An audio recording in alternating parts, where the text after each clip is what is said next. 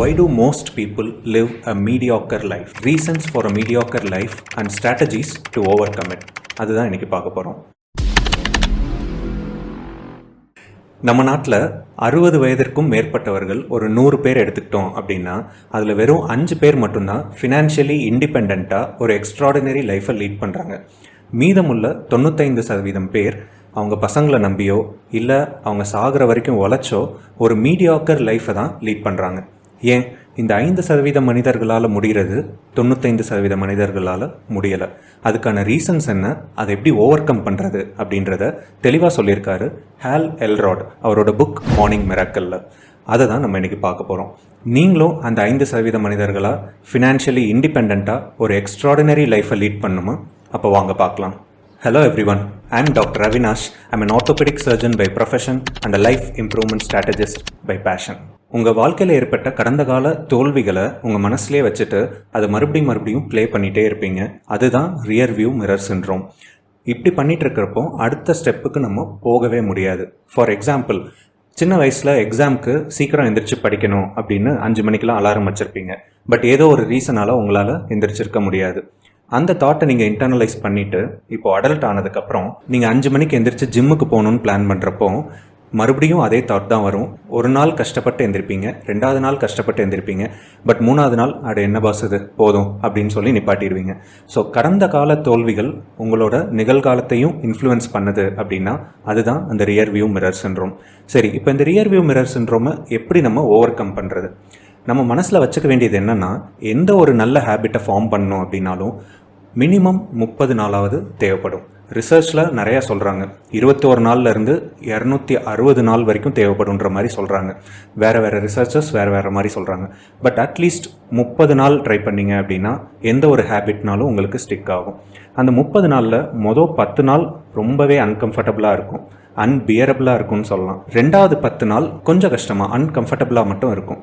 அந்த கடைசி 10 நாளையும் தாண்டி போயிட்டீங்க அப்படின்னா யூ வில் பி அன்ஸ்டாப்பபிள். நீங்கள் அந்த ஹேபிட்டை ரொம்ப சுலபமாக பண்ண ஆரம்பிச்சிருவீங்க. ஸோ ரியர்வியூ மிரரை ஓவர் கம் பண்ணுறதுக்கு stick to a 30-day action plan. So second reason for a mediocre life என்னென்னா லேக் ஆஃப் பர்பஸ். நீங்கள் நார்மலாக டெய்லி மீட் பண்ணுற ஒரு 10 பேர் எடுத்துக்கோங்க. அவங்ககிட்ட உங்கள் வாழ்க்கையோட லட்சியம் என்ன, நீங்கள் வாழ்வதற்கான நோக்கம் என்ன அப்படின்னு கேட்டிங்கன்னா தெரியலன்னு தான் சொல்லுவாங்க. Because an average person takes life one day at a time. ஒரு நாள், இந்த நாள் பொழுது முடிஞ்சது, நாளைக்கு நடக்கிறது நாளைக்கு பார்த்துக்கலாம் அப்படின்ற மென்டாலிட்டி. ஸோ வாழ்க்கை எந்த டைரெக்ஷனில் நோக்கி போகுது அப்படின்றது அவங்களுக்கே தெரியாமல் இருப்பாங்க. That is lack of purpose. So இதுக்கான சொல்யூஷன் என்ன? லேக் ஆஃப் பர்பஸை எப்படி ஓவர் கம் பண்ணுறது? The answer is start with small goals. வாழ்க்கையில் எப்பயுமே ஒரு லட்சியம் கண்டிப்பாக வேணுங்க. இல்லைனா நம்ம வாழ்க்கை எதை நோக்கி போகுதுன்னே தெரியாது. அது ஒரே நாளில் உங்கள் வாழ்க்கையோட லட்சியத்தை கண்டுபிடிக்கிறது கஷ்டம்தான். ஒரே நாளில் யாராலையும் கண்டுபிடிக்கவும் முடியாது. ஸோ அதுக்கு என்ன பண்ணலாம்? சின்ன விஷயங்களில் ஸ்டார்ட் பண்ணலாம். ஃபார் எக்ஸாம்பிள், இன்றைக்கி அப்பா அம்மாவை நம்ம சந்தோஷமாக வச்சுக்கணும். இந்த ஒரு வாரமாவது அட்லீஸ்ட் ஒய்ஃப் கூட சண்டை போடாமல் இருக்கணும். இந்த ஒரு வருஷத்தில் என்னோட இன்கம் போன வருஷத்தோட இன்கமோட நிறையா இருக்கணும். ஸோ இந்த மாதிரி சின்ன goals covering all aspects of your life, health கோல்ஸாக இருந்தாலும் சரி, வெல்த் கோல்ஸாக இருந்தாலும் சரி, ரிலேஷன்ஷிப் ஆர் ஸ்பிரிச்சுவல் கோல்ஸாக இருந்தாலும் சரி, ஏதோ ஒரு கோல் சின்ன கோலாக செட் பண்ணி அதை அச்சீவ் பண்ண முயற்சி பண்ணாலே உங்கள் வாழ்க்கையோட பர்பஸை ஈஸியாக கண்டுபிடிச்சிடலாம். உங்கள் லைஃபோட பர்பஸை கண்டுபிடிக்கிறதுக்கு ஒரு சின்ன எக்ஸசைஸ் இருக்குது. அது நம்ம நெக்ஸ்ட் வீடியோவில் டீட்டெயிலாக பார்க்கலாம். The third reason for a mediocre life is isolated incidents. Isolated incidents என்னென்ன? இன்றைக்கி ஒரு நாள் தானே மீட்டிங்க்கு லேட்டாக போய்க்கலாம், இன்றைக்கி ஒரு நாள் மட்டும் தானே 2 பெக் அடிச்சுக்கலாம், இன்றைக்கி ஒரு நாள் தானே ஜிம் போகலன்னா பரவாயில்ல. ஸோ இப்படி ஐசோலேட்டட் இன்சிடென்ட்ஸ் மற்ற விஷயங்களை அஃபெக்ட் பண்ணாதுன்னு நினைக்கலாம். But the truth is how you do anything is how you do everything. உங்கள் வாழ்க்கையில் நடக்கிற ஒவ்வொரு சின்ன விஷயங்களும் மற்ற விஷயங்களை சேர்த்தே தான் அஃபெக்ட் பண்ணும்.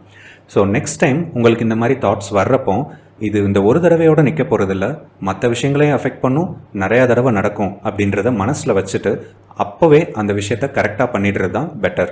த fourth reason for a mediocre life is lack of accountability. அக்கௌண்டபிலிட்டினா என்ன? Being answerable to summon.